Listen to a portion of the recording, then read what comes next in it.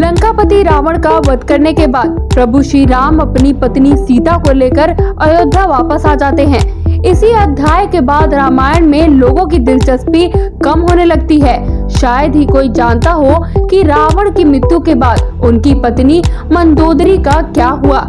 आइए दशहरा के मौके पर आपको बताते हैं कि आखिर मंदोदरी कौन थी और रावण की मृत्यु के बाद उनका क्या हुआ। पुराणों मुताबिक मथुरा नाम की एक अप्सरा भगवान शिव की तलाश में एक बार कैलाश पर्वत पहुंच गई थी।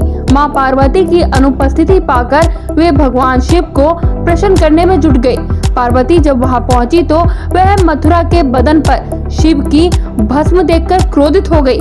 उसी समय पार्वती ने मथुरा को 12 साल तक मेंढक बने रहने का श्राप दे दिया। इसके बाद भगवान शिव ने पार्वती से क्रोध में निकले श्राप को वापस लेने का आग्रह किया।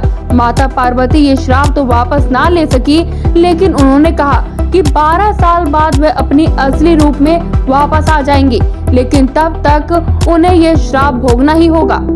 असुरराज मायासुर और उनकी पत्नी हेमा, जिनके 2 पुत्र मायावी थे, बेटी की कामना के लिए तपस्या कर रहे थे। कैलाश पर्वत पर दोनों कई सालों तक बेटी की कामना के लिए तपस्या करते रहे। जब उन्हें एक कुएं में मेंढक के रोने की आवाज आई तो वे वहां गए और उन्होंने मथुरा को पूरी कहानी सुनी। मथुरा की कहानी सुनकर दोनों का दिल भर आया और वे तपस्या छोड़कर उसे अपने साथ ले आए। रावण की नजर जब पहली बार मंदोदरी पर पड़ी तो उसने असुरराज की शादी के लिए प्रस्ताव भेजा। एक अहंकार राजा होने की वजह से असुरराज ने यह प्रस्ताव ठुकरा दिया। इसके राज्य में युद्ध की स्थिति बन गई थी। मंदोदरी जानती थी कि रावण उसके पिता से ज्यादा शक्तिशाली शासक है, इसलिए उसने रावण के साथ विवाह स्वीकार कर लिया।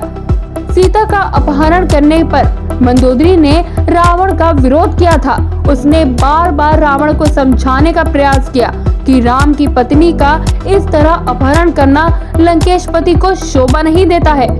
हालांकि रावण अपने अहंकार और बदले की भावना में इस कदर चूर था कि उसने मंदोदरी की एक नहीं सुनी। आखिरकार राम और रावण के बीच युद्ध हुआ, जिसमें रावण मारा गया।